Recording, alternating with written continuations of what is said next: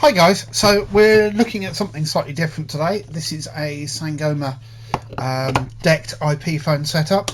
We've used these in a couple of places. We really like them, they're nice phones. However, the documentation for them is absolutely appalling.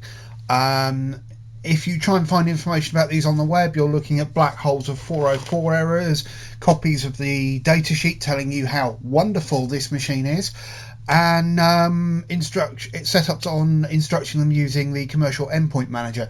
I believe you can use the free endpoint manager on the more recent versions of FreePBX, which will behave, but the slightly older versions don't support this. So the problem with this is they appear to have made the setup of these so complicated and hidden the steps on setting them up. So I'm going to go through a factory reset and I'm going to go through pairing them up. Those of you who have worked with DECT phones before quite likely are familiar with these. The Cisco SPA 232Ds and the handsets that go with them.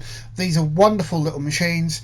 You set this handset up, you set a pin number up, you press the pairing button, you pair the phone, job done. These do not do that. In fact, if you try and do these that way, you're going to get into all sorts of trouble with them because they've just made it as complicated as possible.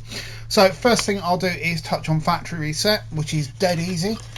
Turn the unit over, you have a reset button here, and we simply hold that in for 10 seconds.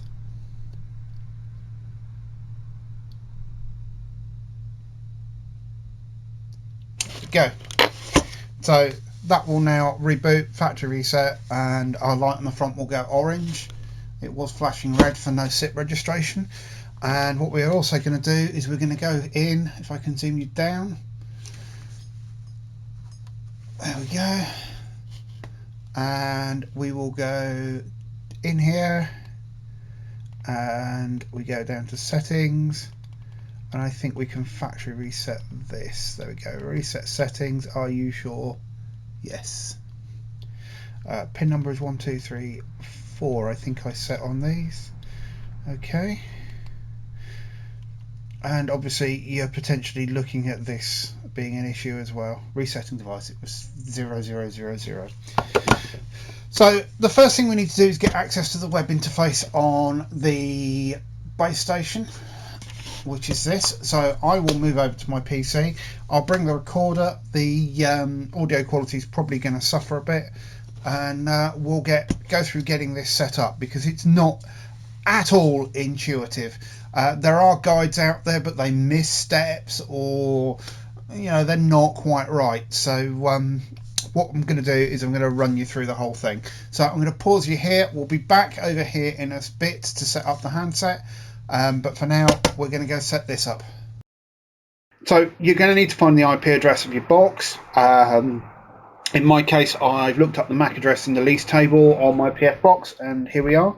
This is the usual login, admin, and we're here. So Digium have an article on configuring this and how to get it working.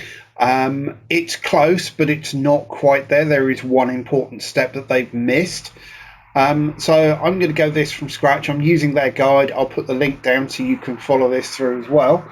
But the first thing we need to do is set our country up. That's correct, United Kingdom. So we need to set our time server up, and we're going to go for the standard UK N2P server, and we'll have that. There's a lot of waiting around for that. Now we need to set up our VoIP server. So this is fairly simple, simple stuff. So we'll call this default, and that's our server there.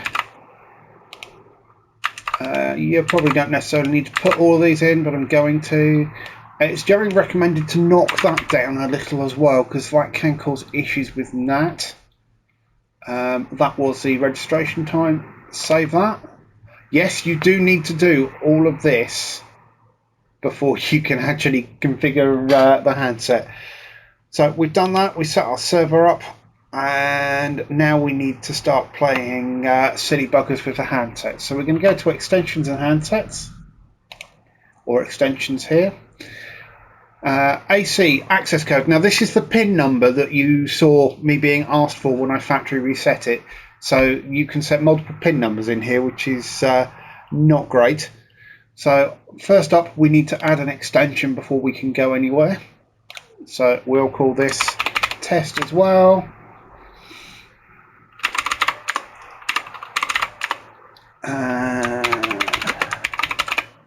This is just all the standard stuff that you would put in any SIP-based phone. Pretty sure that's the password. And we need to save that. Please stop asking that. And now we need to set the handset up. So I'm going to stop you here. We're going to go back over there and show you the information that you need to get off the handset.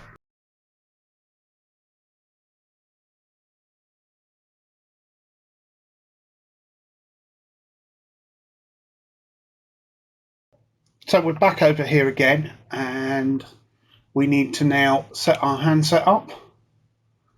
So we go in here, we go into add handset, and this is where we're going to need that IPEI number. Now hopefully it's going to remember this for me so I don't have to type it again. Yes, it is. Right, AC. This is one of the bits they forget in the online guide. So we need to set the pin number that will be used for pairing. Now you can't enter FFFF on the handset, and they seem to imply that if you do get asked, you should put 0000000 in, which is not going to work. So we're going to set this as 1234, and that's fine. We're going to save that.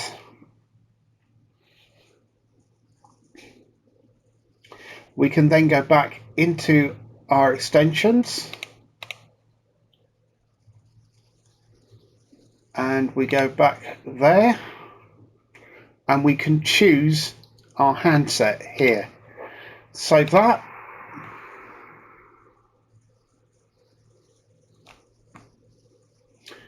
And then we're still not done. We need to go back to handset.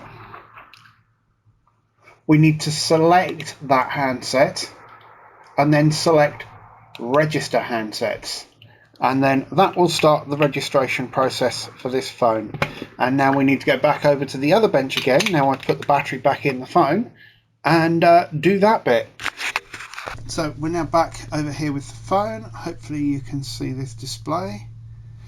This is never really going to be that clear. So we need to press the central button, go across to connectivity. There we go.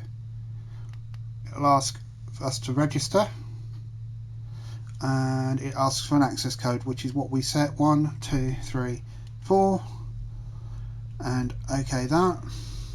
And all being good, this should now register.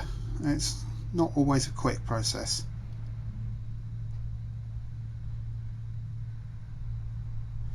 And despite me, it's probably not going to work. There we go, we're in. And that's what's involved in getting these all set up. It's a bit of a ball ache compared to any other system, but they're worth it. They're nice machines, it's worth the time. But seriously, Sangoma, sort your documentation out. Anyway, thanks for watching. Take care. Bye.